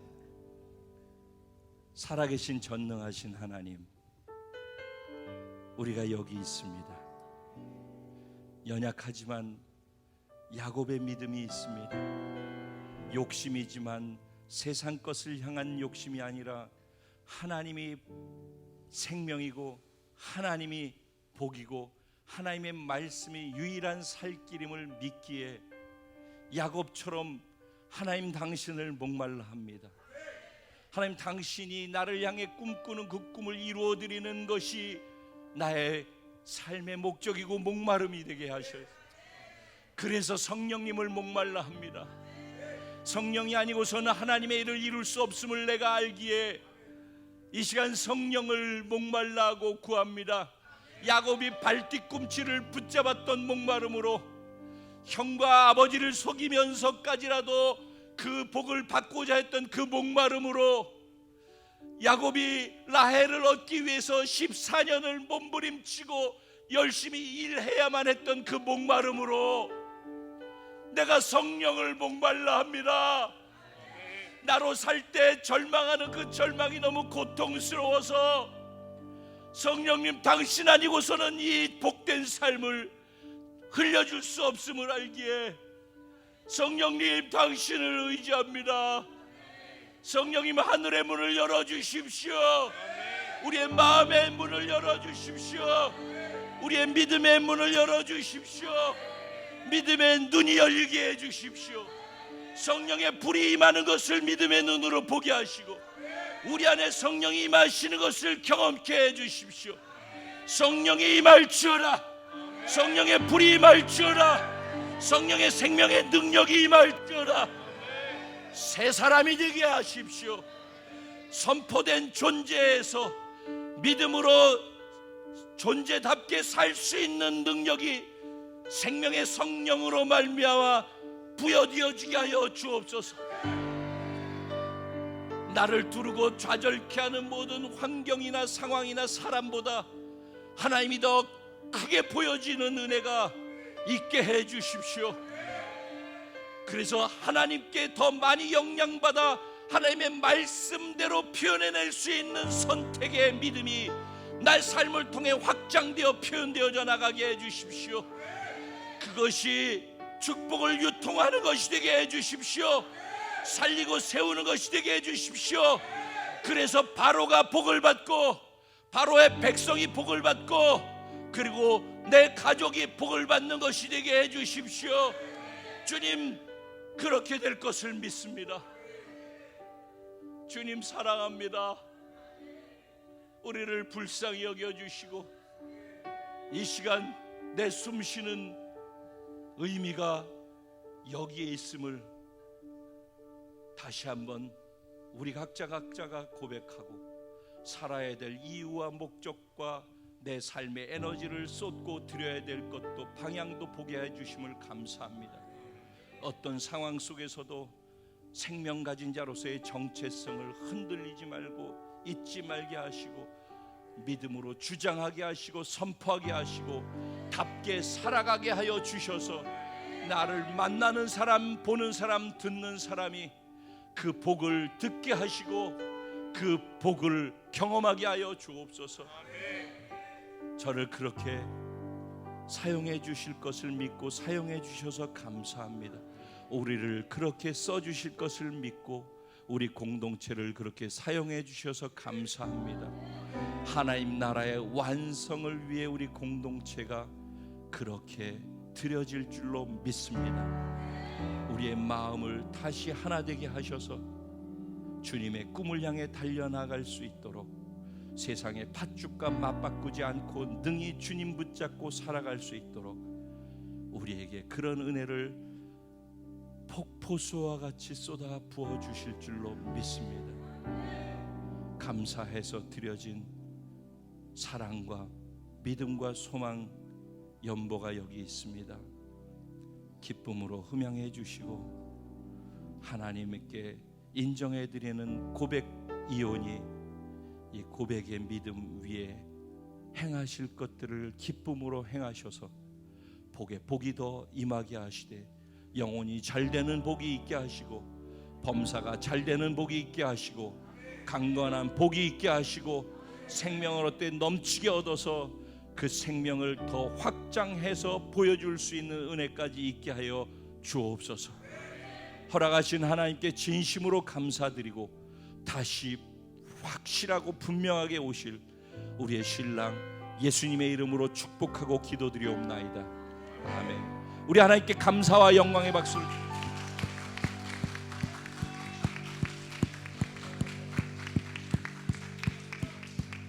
우리 공동체에 주신 찬양으로 하나님께 우리 신앙을 고백해드리고 축도로 예배를 마치겠습니다.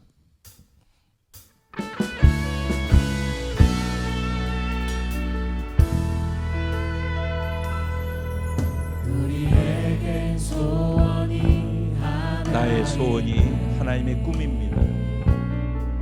주님 다시 오실 그때 완성되어질 그 하나님의 꿈을 위해서 우리 가슴에 주님. 새긴 주의 십자가 사랑 나의 교회를 사랑케 하네. 주의 교회를 향한 우리 마음 희생과 포기와 가난과 고난 하물며 죽음조차 우릴 막을 수 없네. 우리 교회는 이 땅의 희망입니다. 교회, 내가 바로 교회입니다. 내가 바로 예배자입니다. 나를 우리를 공동체를 사용하여 주시옵소서. 진정한 구원의 날 오늘 임하도록 우리 사용하소서.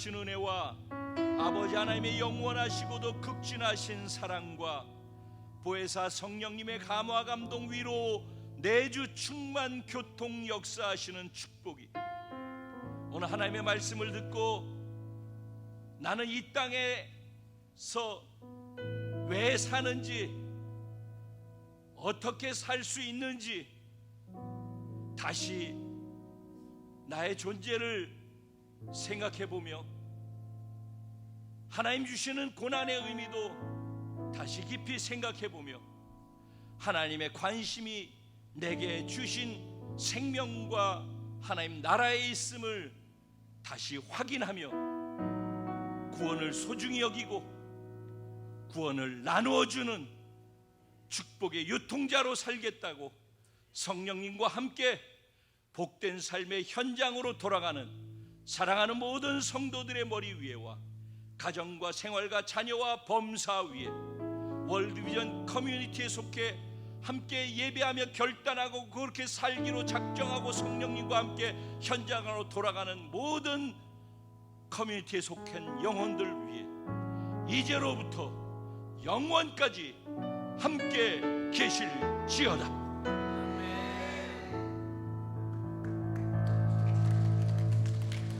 할렐루야. 예배 가운데 함께 하신 하나님 앞에 영광의 박수 다시 한번 올려드립시다. 우리 목사님 내일이 생신이십니다. 축하합니다. 생신 축하합니다. 사랑하는 목사님 생신 축하합니다. Happy birthday to you. Happy birthday to you. Happy birthday dear. Happy birthday to you.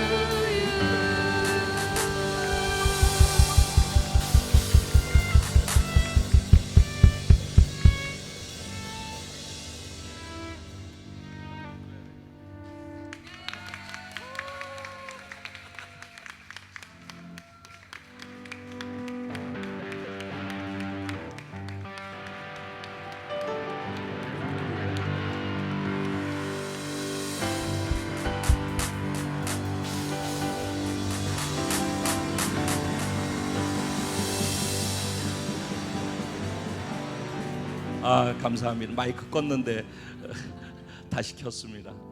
여러분 감사합니다. 매년 생일 때 되면 제가 드리면 이 시간처럼 제가 어려워하는 시간이 없어요. 너무 행복하고 황홀하고 좋은 시간인데 제가 여러분들에게 이렇게 축복과 축하를 받을 때마다 저 자신을 또 돌아보게 되어지고, 그래서 사실은 기쁜 시간보다는 굉장히 책임감이라든가 이런 것으로 인해서 무거워지는 시간이기 때문에 늘 잊지 않고 이렇게 여러분의 사랑과 마음을 담아 주셔서 그냥 그 어떤 것보다도 제가 참 행복한 사람이라고 생각을 합니다. 저를 축복해 주신 여러분들과 함께 하나님의 꿈을 향해 달려갈 수 있는 그런 특권을 주셔서 너무 감사하고, 지치지 말시고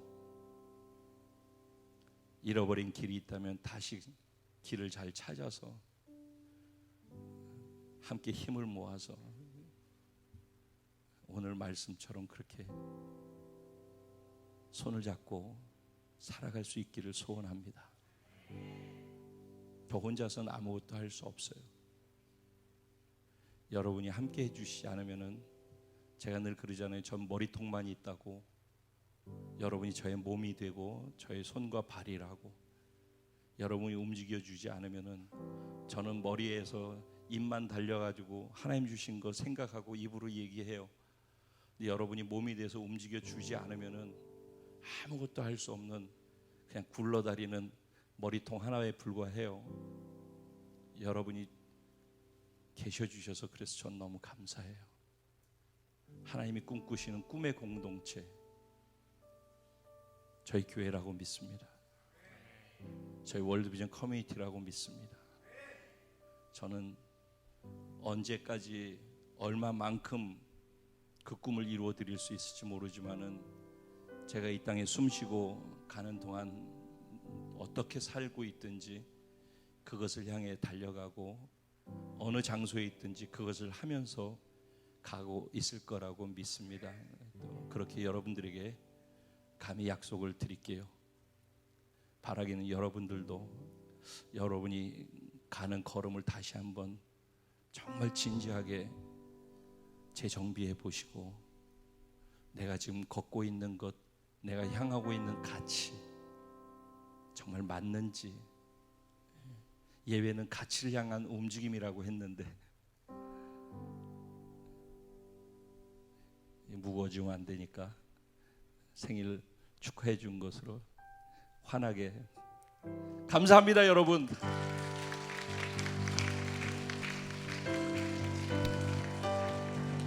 하나님의 은혜와 축복이 여러분 생에 평생에 함께 할 줄로 믿습니다. 아멘. 감사합니다.